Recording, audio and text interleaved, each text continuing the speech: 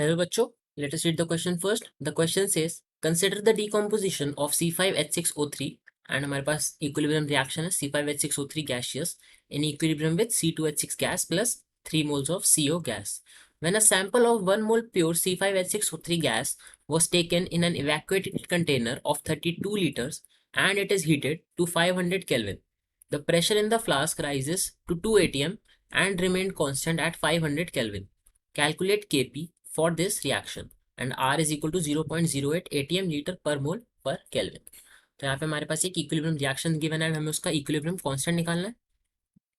तो हमारे पास equilibrium constant के बारे में नॉलेज होनी चाहिए, हमें उसका फॉर्मूला आना चाहिए। तो हमारा की कंसेप्ट यहाँ पे इस इक्विलिब्रियम कांस्टेंट, ठीक है। तो इक्विलिब्रियम कांस्टेंट यहाँ पे इन टर्म्स ऑफ प्रेशर की बात कर रहे हैं हम, केपी निकालना है हमें। तो equilibrium constant in terms of pressure यानी कि KP.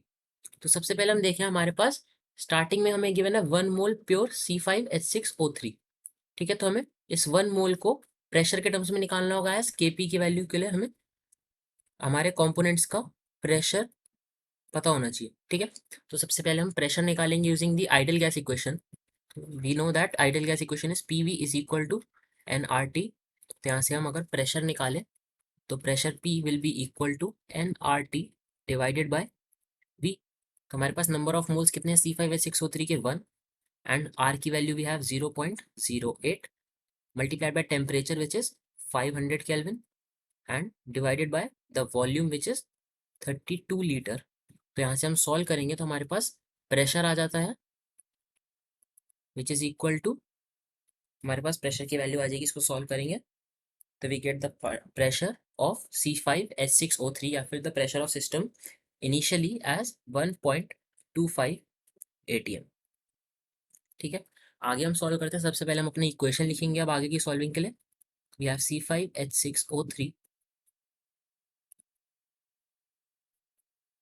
C5H6O3 in equilibrium with C2H6 plus 3 moles of CO। तो अगर हम इनिशियली बात करें एट T इक्वल टू 0 तो हमारे पास C5H6O3 is 1.25 atm and C2H6 and CO हमारे पास नहीं है प्रेजेंट।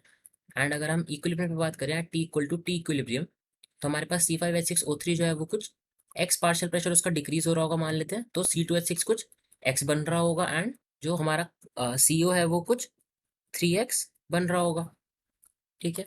तो हमारे पास यहाँ पे सबके डिफरेंट पार्शियल प्रेशर्स हैं एंड हमें गिवन है कि टोटल प्रेशर कितना है इक्विलिब्रियम पे 2 atm, ठीक है। हमें गिवन है the pressure in flask rises to 2 atm and remained constant at 500 Kelvin, जिसका मतलब है कि जब पार्शियल प्रेशर हमारा, जब हमारे पूरे सिस्टम का प्रेशर 2 atm हो जाता है 500 Kelvin पे तो हमारे पास इक्विलिब्रियम अटेन हो जाता है।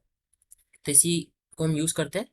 तो the total pressure is equal to, सबका सम करेंगे 1.25 minus x plus x plus 3x and total pressure की वैल्यू हमारे पास इज 2 atm। यहाँ से will solve for x, so we get 1.25 plus 3x and solving will get x is equal to 0.25। अब हमारे पास x है तो हम सबका डिफरेंट पार्शियल प्रेशर निकाल सकते हैं। यहाँ से हमारे पास partial pressure of CO will be equal to 0.25 multiplied by 3 which is 3x and this is equal to 0.75।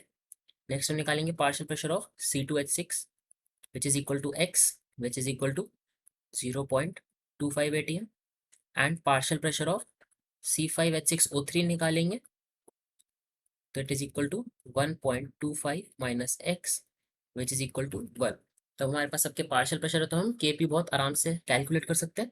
So Kp is equal to the partial pressure of products which is CO cube raised to the power their stoichiometric coefficient which is C2H6 and divided by partial pressure of the reactants which is C5H6O3।